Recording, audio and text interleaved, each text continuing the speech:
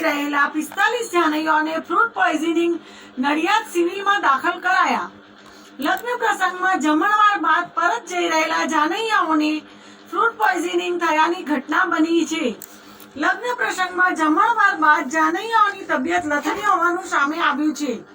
વરરાજા અને કન્યાની હાલત પણ ખરાબ થઈ હોવાનું સામે આવ્યું છે.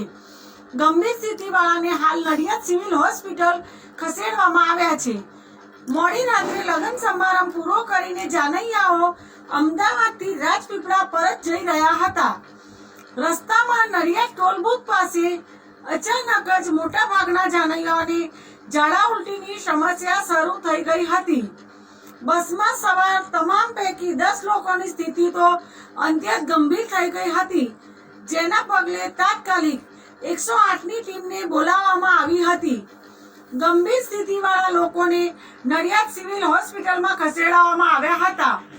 તમામને સારવાર આપતા ફ્રૂટ પોઈઝનિંગ થયું હોવાનું જાણ થઈ હતી.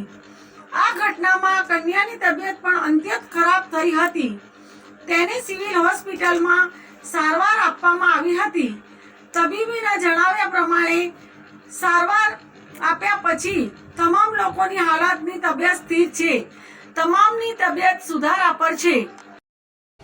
હું શિવમ ગોસ્વામી અમે રાજપીપળાથી ચાંદ લઈને આવ્યા હતા નિકોલમાં, જે નિકોલ હોટલ વિશાલા લાઈન પર વિશાલા ડેરી પાર્કમાં જે અમે ભોજન આરોગ્યું હતું ને એના પછી 1 કલાક પછી અમને જે ફૂડ પોઈઝન થયું હતું, તો વોમિટિંગ અને ડાયરિયા થયા હતા. જે અત્યાર સુધી બહુ બધાની હાલત ખરાબ થઈ ગઈ હતી. તેમાં 13 થી 14 વાર મને હાલમાં વોમિટ થઈ ગયેલી અને રાત્રે અમે 1 વાગે એડમિટ થયા હતા. ખાસ કરીને કેટલા લોકો ચાલીને આવ્યા હતા? ખાસ કરીને એક લક્ઝરી અને અન્ય એક લક્ઝરી અને 5 ફોર વ્હીલ લઈને આવ્યા હતા કારમાં. શું ભોજનમાં લીધું હતું? ભોજનમાં ગાજરનો હલવો હતો, સ્ટાર્ટર